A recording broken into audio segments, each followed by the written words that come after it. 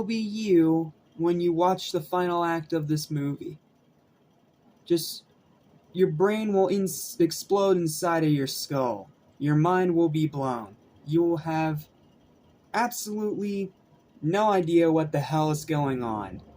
But you'll just be there for the moment. I don't know, maybe I fucked up my own analogy, who knows. But, yeah, to say that this is a great sequel is an understatement. Now, yes, it's not better than the original, let me get that out of the way. It's not better than the original, and no, it didn't need to exist in the first place. But I am so glad that it did, because this is a damn good sequel in every single way, shape, and form, and I'm going to do my best to do it justice, even though any words that come out of my mouth still don't feel like they will do enough justice to this movie, or any of these movies for that matter. Aside from the third one. Third one's a piece of shit, but we'll talk about it when we talk about it. But let's stay positive because we're talking about the sequel. The good one of the two sequels. So, let's dive in. What's up, what's happening, what's going on, everybody? Welcome back to New Station, just for anything animation, including TV movies as well. I'm your host, Justin Small. Welcome to my review of Bride of Re-Animator.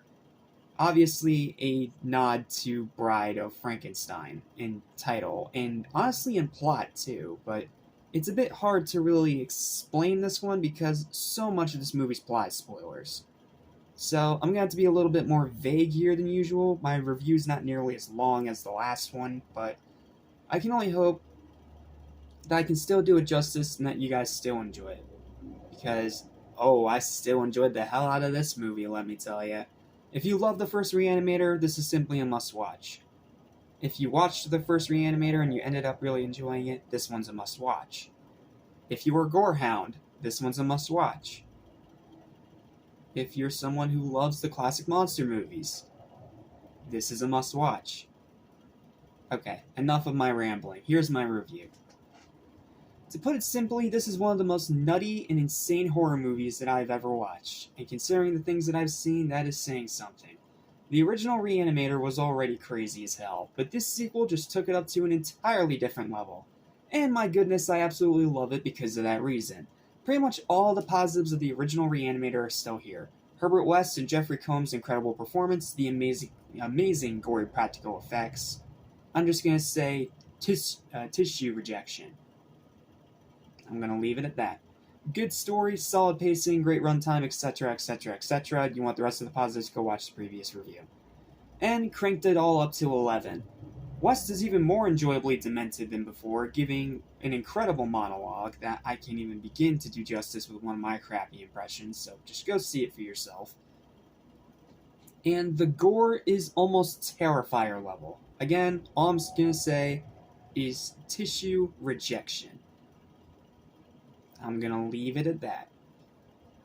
However, the new characters aren't quite as likable. Dr. Hill coming back is a huge plot hole, because one little spoiler I'll give is that in the last movie, Dr. Hill's head is squished to pieces and thrown against a wall. But somehow, for whatever reason, he's back in this movie alive and well like nothing ever happened. Well, unalive. You know what I mean. His head's still alive somehow, despite getting squished, but whatever. The romance subplot between Dan and the new female characters is just a flat retread of the same story from the original with Megan Halsey.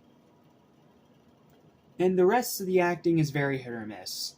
Like, some of the actors of the new characters are fine, and then other ones I'm just like, why are you here? But I don't care. This is still a great sequel. It's a B movie that knows what it is and that gives fans pretty much everything they liked about the original and doubles it, while also paying tribute to the classic horror movies that inspired it. It's not quite better than the original, but it's still a more than worthy successor and still highly recommended.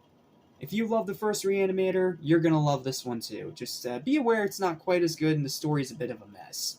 If you can get around that, you're in for a damn good time. And because of that, final verdict for Bride of Re-Animator is going to be another high and another well-deserved 9 out of 10.